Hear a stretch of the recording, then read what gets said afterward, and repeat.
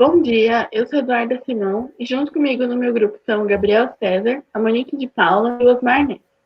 O nosso trabalho é uma análise comparativa de bebidas isotônicas e nós fomos orientados pelas professoras Ana Paula Ruas e Isabel Pereira.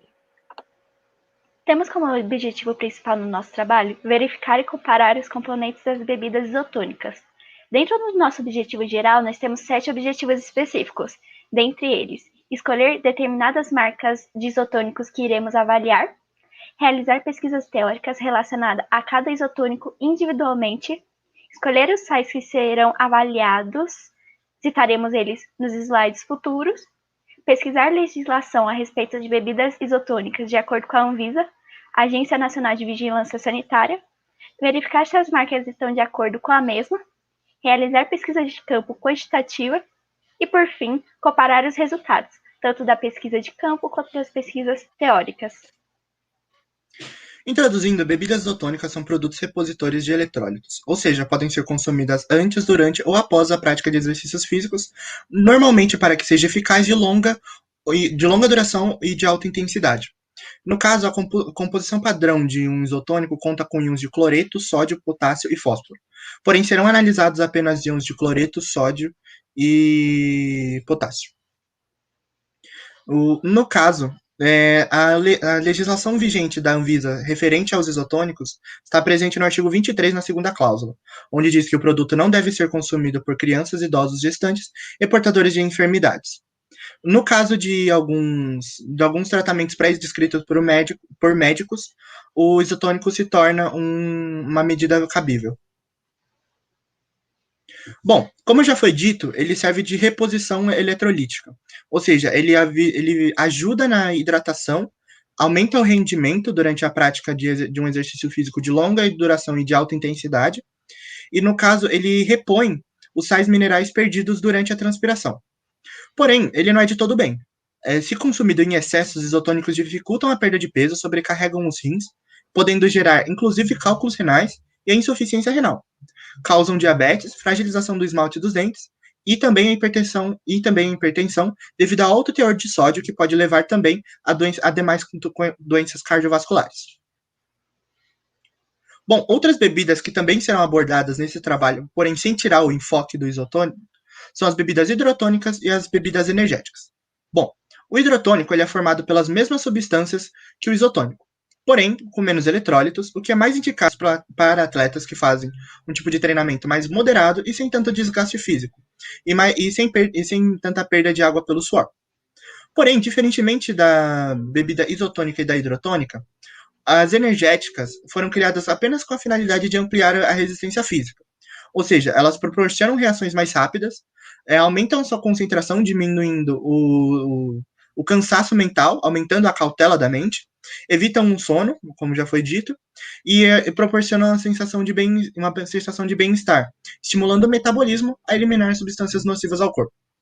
Bom, porém não é de todo bem. O energético, eles são bem perigosos, visto que estão associados a altos níveis de cafeína, que parece ser o problema mais comum dentre essas bebidas.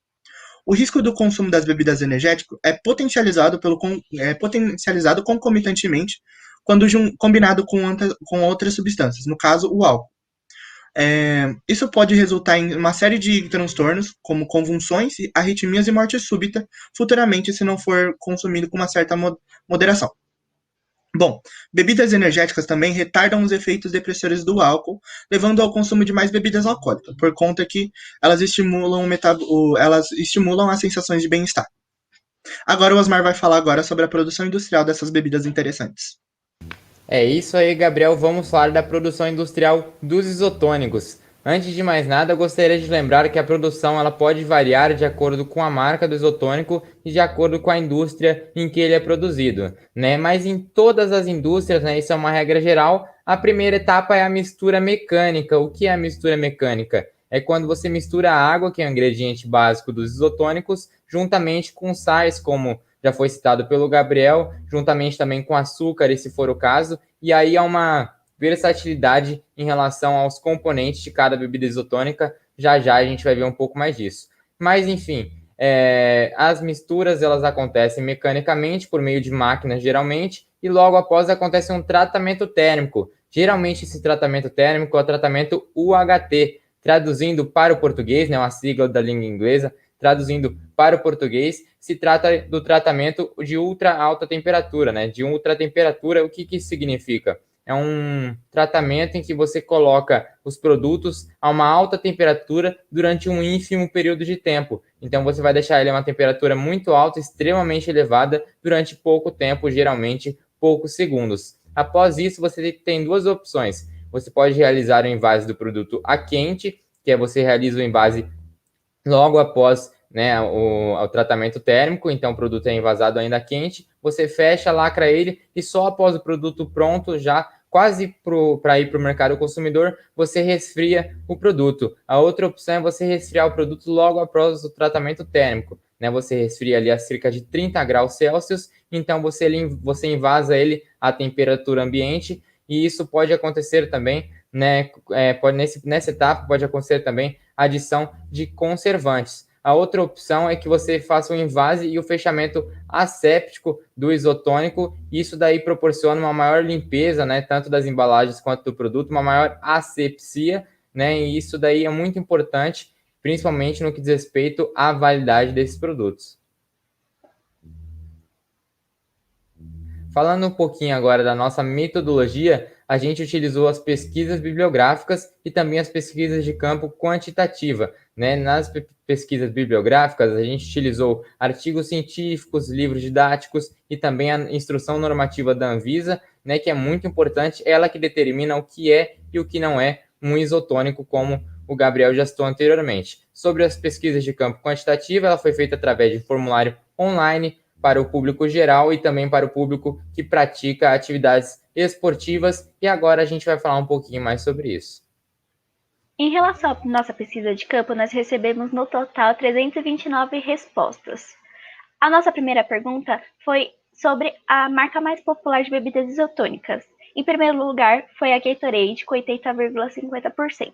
A partir disso, dividimos nossa pesquisa em dois grupos, os praticantes de atividade física e os não praticantes de atividade física. Os praticantes de atividade física, eles correspondem a 55% das respostas totais. Perguntamos a eles a frequência das práticas de exercícios físicos. 72,40% disseram que praticam exercícios físicos de 2 a 3 vezes na semana. O menor resultado que obtivemos foi 4,40% com todos os dias da semana. Perguntamos também a regularidade do consumo de isotônicos por eles. 51,90%, quase 52%, dizem que não consomem bebidas isotônicas. Perguntamos também se eles têm consciência dos prejuízos do consumo exacerbado das bebidas isotônicas. Ficamos contentes com essas respostas, pois 66,20% dizem que são conscientes desse consumo e da consequência. Sobre os não praticantes de atividade física, perguntamos também sobre a frequência do consumo de bebidas isotônicas por eles. Aqui obtivemos respostas muito similares, onde 47,30% dizem que não consomem e 43,90%, quase 44%, dizem que consomem apenas raramente as bebidas isotônicas. Perguntamos também se eles têm consciência da função de um isotônico. Quase 55% disseram que são conscientes da função de um isotônico. Com esses dois gráficos, ficamos muito preocupados com essas respostas, pois perguntamos se eles consomem bebida isotônica com orientação médica ou de um nutricionista. 93,10% dizem que não consomem com orientação médica, o que é um número muito alto e muito preocupante. Perguntamos também se eles têm consciência das consequências do consumo exacerbado. Mais de 50%, ou seja, 61%, dizem que eles não têm consciência do consumo exacerbado e do que isso pode causar para a saúde deles. Bom, baseado tanto nas pesquisas teóricas quanto na pesquisa de campo, nós podemos afirmar que a marca mais indicada de isotônicos pelos praticantes de atividade física é a marca D, Powerade. Porque apesar dela ter uma taxa de açúcares um pouco maior, ela tem mais concentração de micronutrientes. Então, os benefícios desses micronutrientes da reposição eletrolítica superam os malefícios dessa taxa um pouco maior de açúcar. Já para os praticantes de atividades mais leves ou para os não praticantes de atividade física, a marca mais indicada é a marca B, I9, pois ela tem uma concentração menor de eletrólitos e se encaixa na categoria de hidrotônico, de isotônico. Já no consumo e na consciência, nós podemos afirmar que os praticantes de atividade física têm uma consciência muito maior e consomem isotônicos mais corretamente do que os não praticantes, baseados nos resultados dos praticantes de atividade física, onde a menor parte consome isotônicos frequentemente e se exercita todos os dias da semana, e com os não praticantes de atividade física, apesar de não consumir tão frequentemente, eles continuam consumindo mesmo sem precisar. Já sobre a conscientização do mercado consumidor, nós podemos dizer que através da nossa pesquisa de campo, nós atingimos o sucesso em espalhar informações sobre as funções de um isotônico e sobre como consumir corretamente. Sobre esse consumo correto, podemos dizer que os isotônicos são voltados para o público praticante de exercícios físicos intensos e com grande frequência. Por exemplo, numa situação hipotética, um corredor só precisaria tomar bebidas isotônicas numa corrida de mais de 10 km ou numa rotina de exercícios de mais de 1 hora com exercícios intensos. Sobre o comércio de isotônicos e o mercado de isotônicos no Brasil, a Associação Brasileira de Supermercados, ABRAS, afirma que de 2009 a 2014, o mercado de bebidas saudáveis cresceu 88%, e essa taxa só vem aumentando de 2014 a 2020. Apesar desse aumento, podemos afirmar que a maioria dos consumidores são não praticantes de exercícios físicos, o que quer dizer que a falta de regulamentação específica ou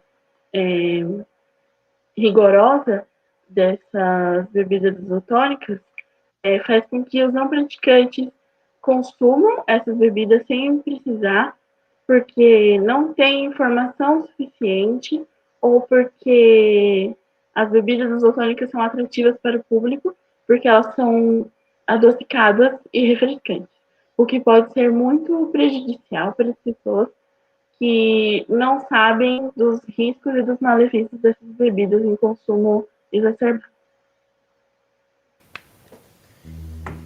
É isso aí, agora chegou a hora da gente falar um pouquinho a respeito das considerações finais no nosso trabalho, né? Inicialmente, eu gostaria de dizer, em nome do nosso grupo, que a pesquisa de campo, ela trouxe alguns resultados que já eram esperados pelo nosso grupo, né? Ela trouxe alguns resultados que a gente já esperava, que a gente já tinha ciência do que poderia acontecer, mas como a Monique já disse anteriormente, ela também trouxe alguns resultados que nos preocuparam, né? Principalmente em relação ao consumo de isotônicos sem prescrição médica. E por que a gente fala que muitos resultados já eram esperados? Porque muitos praticantes de atividade física, eles consomem o isotônico da forma correta, né? Não muito, e também eles consomem o isotônico de uma forma assim mais consciente, porque os que mais praticam atividades físicas corresponde proporcionalmente ali ao número dos que consomem isotônico. Eles têm uma ciência maior do que os isotônicos podem ocasionar e até por isso são praticantes de atividade física, né? Eu quero dizer também que no futuro é muito importante que as entidades públicas elas ampliem a conscientização acerca das prejudicialidades que o consumo exacerbado e inadequado dos isotônicos podem trazer, porque um consumo inadequado ou exacerbado, como a gente já viu no trabalho, ele pode levar a muitas doenças, a muitos malefícios, em alguns casos mais intensos, né, pode levar até ao óbito, pode levar à morte. E é importante, mesmo com o número de pessoas conscientes, né, nas praticantes de atividade física, é importante que a gente reforce também esse setor,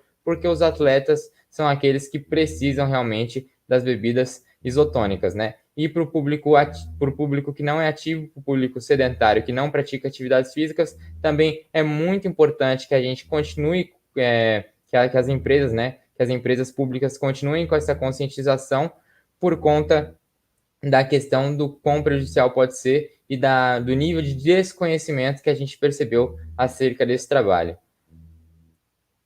Para encerrar, eu gostaria de agradecer em especial as orientadoras Ana Paula Zoe de Souza e Isabel Pereira, agradecer a Deus por esse trabalho e agradecer a cada um dos integrantes do nosso grupo que fez esse trabalho tão bom. E quero dizer também muito obrigado a todas as pessoas que separaram um tempinho para estar aqui conosco aprendendo muito mais sobre as bebidas isotônicas. Agora nós estaremos abertos a perguntas.